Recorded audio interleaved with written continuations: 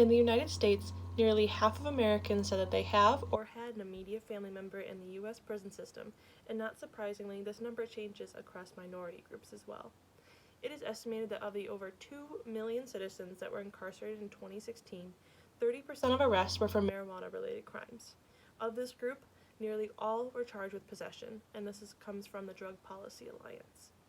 I realize that this portion of Americans do not all necessarily know someone who was arrested for petty possession crimes, as this statistic makes up crimes from violent to nonviolent. However, the chance of someone you know being arrested for possession isn't terribly unlikely. According to our class survey data, 40% of students said they knew someone who had been arrested for possession of marijuana. This took me by surprise, as I realized this was a bigger problem than I thought. There's a clear problem in the government spending on drug crime prevention, the racial discrimination in drug laws, and how the U.S. government's outdated ideology prevents us from experiencing the economic prosperity of countries like the Netherlands and Canada. Today, I would like to persuade the audience to support the federal legalization of marijuana. Here's what we already know.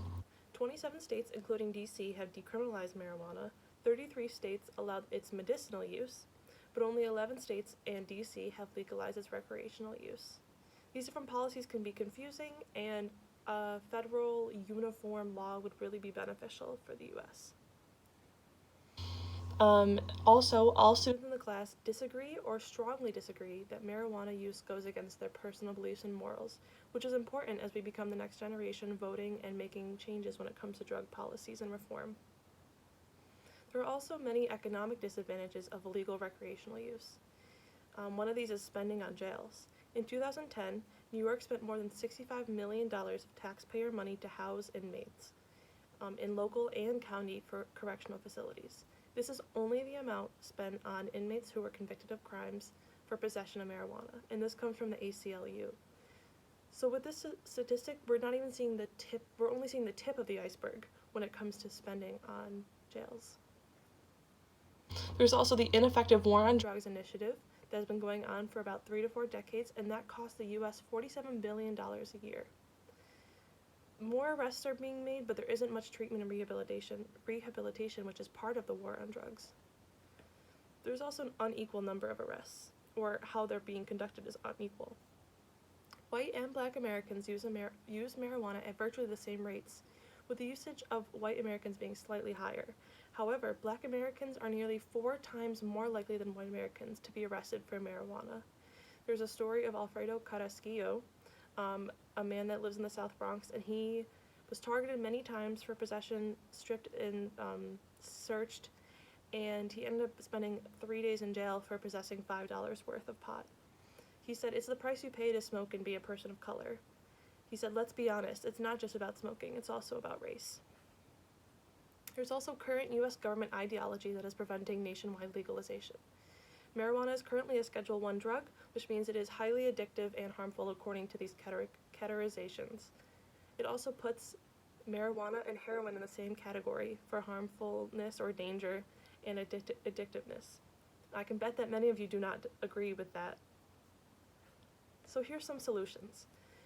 Majority of the students that responded to the survey said that they agreed that nationwide legalization of marijuana would be good.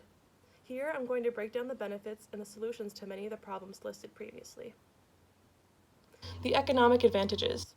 There would be a decreased number of people in jail, which would be less taxpayer money used. So the $65 million I mentioned before could be used to develop the state even more and be spent on state infrastructure.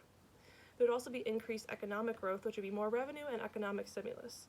If currently illegal drugs were taxed at rates comparable to those on alcohol and tobacco, the U.S. would see a revenue increase of $58 billion per year, and this taxpayer money would obviously be very beneficial to the country. So now let's take a look at a country that has legalized recreational marijuana use in the Netherlands. Recreational marijuana is sold in coffee shops, and these are just as common as restaurants or clothing stores, and so it's very normalized amongst the Dutch people. They also have extremely low amounts of use, whereas young people only use it about 16% of young youth in the Netherlands that they use it. In the U.S., it's more about 40%. And this comes from Drug Policy Alliance. According to one comparison, in 2005, there were 269 marijuana possession arrests for every 100,000 citizens in the U.S. For the same number of citizens of the Netherlands, 100,000, only 19 were arrested for possession. So the U.S. could expect to see a similar decline in arrests for possession if they follow the path of the Netherlands. Another example is Canada. The country and provinces have greatly benefited from the regulated sale. The government taxes $1 per gram, and they give provinces 75% of the revenue, which means that provinces are directly benefiting from the sale. And it might sound like a lot for taxes, but their approach to taxing is considerably less than what we see in the states that have legalized recreational use. For example, legal marijuana in California costs about 77% more than the cannabis being sold on the streets, and that comes from Hauser et al. 2019. The age in Canada is also 18, so there's significantly more legal use than if the age were to be 21, like in the U.S. legal states. I tried to compare this to alcohol with the use of 18 to 20-year-olds using alcohol in the States and how changing this would provide less illegal use. There's also a lot of job opportunities.